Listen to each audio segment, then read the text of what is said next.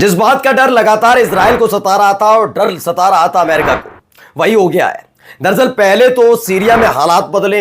हालात का मतलब अल सौदा के अंदर बहुत कुछ हुआ है। देर रात तक वहां गोलीबारी होती रही। ड्रूज मिलिटेंट्स का क्या हाल है वो तमाम तस्वीरें आपको दिखाने जा रहा हूं, और इसी के साथ साथ आपको दिखाऊंगा यमन का वो नया दाव, नया चीज, नया हमला जिसने इजराइल और अमेरिका दोनों को थर्रा कर रख दिया है। नमस्कार, मैं हूं प्रज्वल गौतम और आज आपको दिखाने जा रहा हूं कि मिडिल ईस्ट के अंदर क्या हो रहा है, क्योंकि आज एक दो खबर नहीं है। सबसे पहले खबर की शुरुआत हम सीरिया से ही करेंगे। सीरिया में देखिए कुछ तस्वीरें निकलकर सामने आई हैं। इस वीडियो को देखिए, ताबड़तोड़ फायरिंग।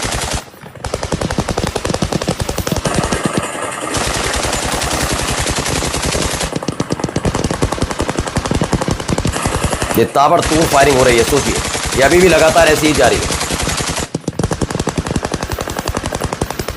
इसलिए हम आपसे लगातार कहते हैं कि आप अपने चैनल को देखिए, क्योंकि हम स्पष्ट खबर बताएंगे। क्योंकि बार बार ये दावा किया जा रहा है अल जुलानी और सीरिया दोनों के बीच में जैसे ही सीज फायर हुआ सब कुछ शांत था, जबकि सीरिया में शांत नहीं है। हालात अब भी वैसे ही जस के तस बने हुए हैं। अभी भी ड्रूज मिलिटेंट्स के हाथों हथियार पहुंच रहे हैं, इसलिए जो हथियार बचे हैं उनके मार्फत वो खुद को बचाने की कोशिश कर रहे हैं। और ये तस्वीरें निकलकर सामने आ रही हैं। एक और वीडियो,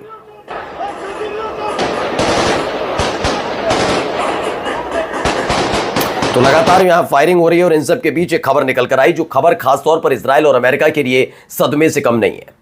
दरअसल अमेरिका को इस समय सीरिया एक तरीके से मुफीद नजर आ रहा था। मुफीद आना भी चाहिए था। उसकी वजह यह थी क्योंकि उसको लगा था कि ईरान और रूस समर्थित सरकार के सीरिया से विदाई के बाद अमेरिका एक बार फिर से सीरिया में अपना गढ़, अपना अड्डा बना लेगा। लेकिन क्या इतना आसान होने जा रहा है? क्योंकि खबर यह निकल कर आई है कि ईरान की तरफ से भेजे गए हथियारों का इस्तेमाल अरब लड़ाके कर रहे हैं, ऐसा दावा किया जा रहा है। और इन सब के बीच जो दावा है वो जरा ये देखिए, इसे पढ़िए, इसमें क्या लिखा हुआ है। ईरानियन बैक्ड सीरियन ट्राइब्स, इसमें दावा किया गया है कि ईरान बैक्ड सीरियन ट्राइब्स जो है उन्होंने अमेरिका की CIA, जो खुफिया एजेंसी है अमेरिका की CIA, उसको और मोसाद जो इजराइल की इंटेलिजेंस एजेंसी है उसके ऑफिसर्स को मार डाला है। एक दो नहीं, कई ऑफिसर्स के मारे जाने की खबर है इससे पहले भी। और अब देखिए इसमें दावा यह है कि दोनों CIA और मोसाद के कई ऑफिसर्स इसमें मारे गए।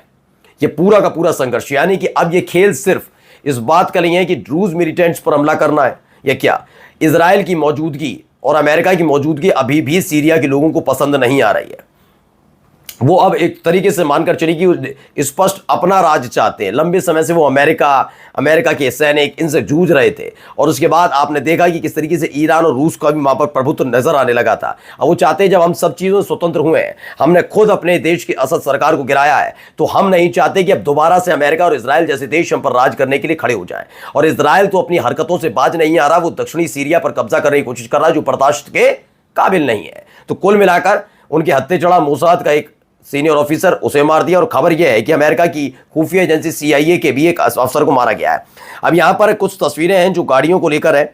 गाड़ियां आपको नजर आ रही होंगी, क्योंकि अब तक आपके सामने हमने ड्रूज मिलिटेंट्स का दिखाया था, लेकिन जब से अल जुलानी से कहा गया है कि आप साथ आइए और ड्रूज मिलिटेंट्स के साथ हमला करिए, तब से माना जा रहा है कि अल जुलानी से HTS का वास्ता खत्म हो गया। HTS लगातार जो अल जुलानी का संगठन है वो ड्रूज मिलिटेंट्स पर हमला कर रहा है। लेकिन इनमें जो खबर निकल कर आई है इसमें दावा किया गया है जो बाइडेन है, जो ड्रूज मिलिटेंट्स पर हमला कर रहे हैं, उनको खदेड़ने का काम जुलानी कर रही है। जुलानी की सरकार यानी जो सीरिया की सरकार है वो चाहती है कि इजराइल का जो प्लान है डेविड कॉरिडोर, उसे पूरा करने के लिए अल जुलानी की सरकार नतमस्तक है। और जो अरब लड़ाके सीरिया को बचाने के लिए ड्रूज मिलिटेंट को खदेड़ रहे हैं, उन्हीं के परिवारों को यहां से भगाया जा रहा है, ऐसा दावा यहां पर हो रहा है। अब आ जाइए महत्वपूर्ण खबर, क्योंकि अब हाल ही में हमने आपको दिखाया ताबड़तोड़ हमले हुए।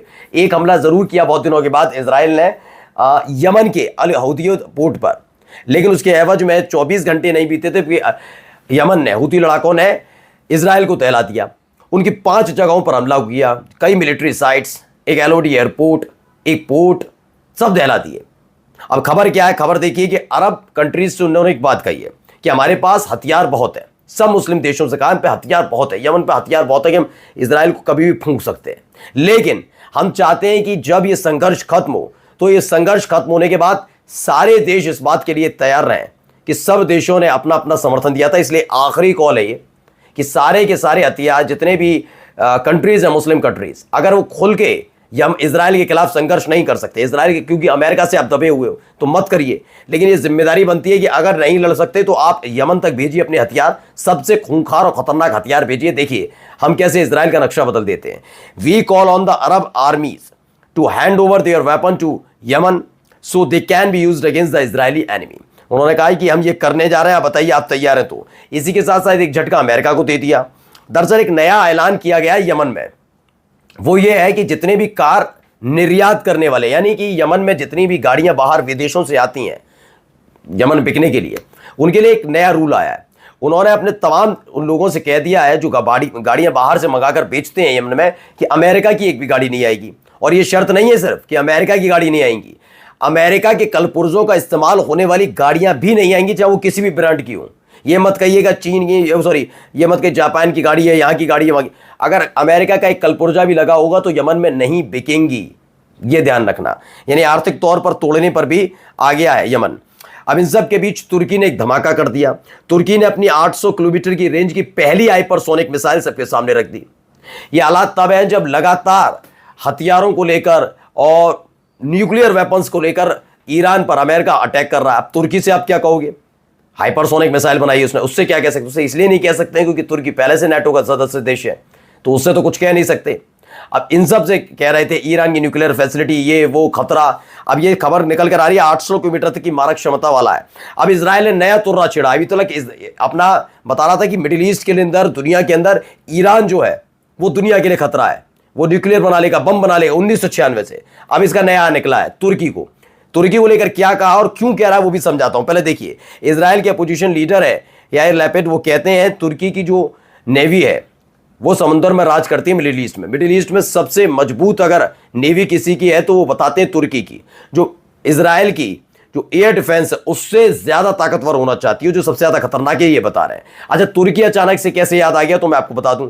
सीरिया में जो इन्होंने किया, और सीरिया में अरब लड़ाकों के बीच में आने की वजह से जो ऑपरेशन इजराइल को रोकना पड़ा दक्षिणी सीरिया पर कब्जे वाला, उसके बाद तुर्की भड़क गया है।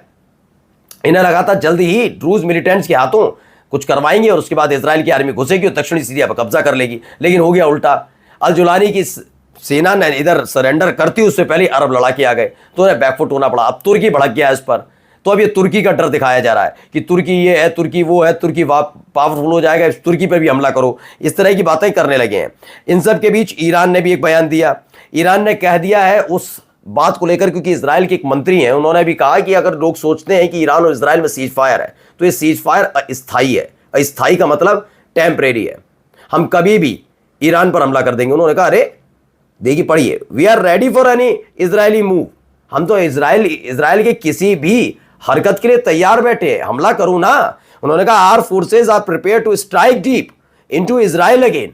उन्होंने यही कहा हमारी फोर्सेज जो है पूरी तरह से तैयार है और अंदर तक हमला करेंगे, यानी आपके मुंह से जीत छीन कर लेकर आएंगे और नाक में दम कर देंगे, ये स्पष्ट कर दिया उन्होंने। चलिए, प्रेसिडेंट एर्दोगन का एक बयान आया है, उन्होंने नेतन्याहू के लिए क्या कहा। देखिए, इजराइल और तुर्की आमने सामने, उन्होंने कह दिया है कि नेतन्याहू और उसका जो मास केयर नेटवर्क है वो हिटलर से भी ज्यादा बर्बर है, इसीलिए सब देशों को एकजुट होकर इसके खिलाफ बोलना चाहिए। और इसीलिए बेल्जियम ने आगे आकर किसी और से नहीं, इस बार इजिप्ट से कहा है कि आपके दरवाजे पर रखा हुआ है खाना पीना दाना, जो गाजा जाना है, अपने दरवाजे खोलिए, दरवाजे खोल दीजिए। नमस्कार।